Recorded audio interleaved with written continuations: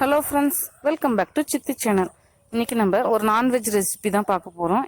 அது என்னென்னா prawn gravy எப்படி செய்யலான்னு பார்க்கலாம்.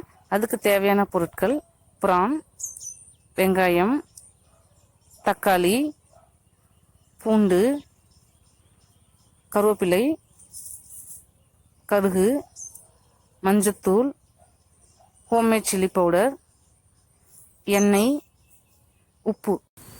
ஸ்டவ் ஆன் பண்ணி கடாய் வச்சுக்கோங்க. கடாயில் ஒரு 2லேருந்து 3 டேபிள் ஸ்பூன் எண்ணெய் ஊற்றிக்கோங்க. எண்ணெய் சூடானதும் கடுகு போடுங்க. கடுகு பொரிஞ்சதுக்கு அப்புறமா பொடிசாக கட் பண்ண வெங்காயத்தை ஆட் பண்ணுங்க. ஒரு 4லேருந்து 5 பெரிய வெங்காயம் சேர்த்தா போதும். வெங்காயத்தை நல்லா வதக்கி விடுங்க.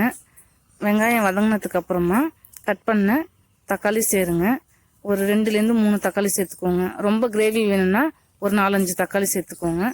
நல்லா வதக்கி விடுங்க. அதுக்கப்புறமா ஒரு கப் பூண்டு சேர்த்துக்கோங்க.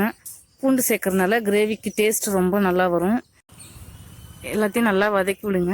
நான் ஏற்கனவே 2 நான்வெஜ் ரெசிபி போட்டிருக்கேன். அந்த வீடியோ பார்க்காதவங்களுக்கு கீழே டிஸ்கிரிப்ஷனில் லிங்க் கொடுக்குறேன், நீங்கள் செக் பண்ணி பாருங்கள். இப்போ பாருங்கள், கலர் நல்லா மாறிடுச்சு, தக்காளி நல்லா வதங்கிச்சு. இப்போது க்ளீன் பண்ண ப்ரானை சேர்த்து நல்லா கிளறி விடுங்க.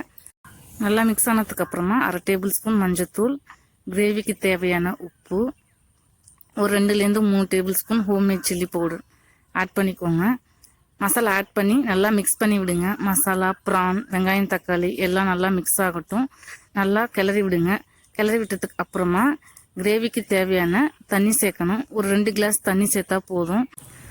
ஸ்டவ்வை மீடியம் ஃப்ளேமில் வைங்க. ஹை ஃப்ளேமில் வச்சு அடி பிடிச்சிரும். அப்பப்போ கிளறி விட்டுக்கிட்டே இருங்க. இப்போ பாருங்கள், தண்ணி நல்லா சுண்டிருக்கு. உங்களுக்கு கிரேவி எந்த பதத்துக்கு வேணுமோ அதுக்கேற்ற மாதிரி அடுப்பை ஆஃப் பண்ணிக்கோங்க.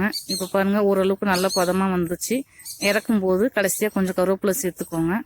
நீங்களும் வீட்டில் ட்ரை பண்ணி பார்த்துட்டு உங்கள் கமெண்ட்ஸை சொல்லுங்கள். சுவையான ப்ரான் கிரேவி ரெடி. ரைஸ்க்கு, சப்பாத்திக்கு, தோசைக்கெலாம் செட் ஆகும். நீங்களும் ட்ரை பண்ணி பாருங்கள். இந்த வீடியோ பிடிச்சிருந்தா லைக் பண்ணுங்கள், ஷேர் பண்ணுங்கள், கமெண்ட் பண்ணுங்கள். மறக்காமல் சப்ஸ்கிரைப் பண்ணுங்கள். தேங்க்யூ ஃபார் வாட்சிங்.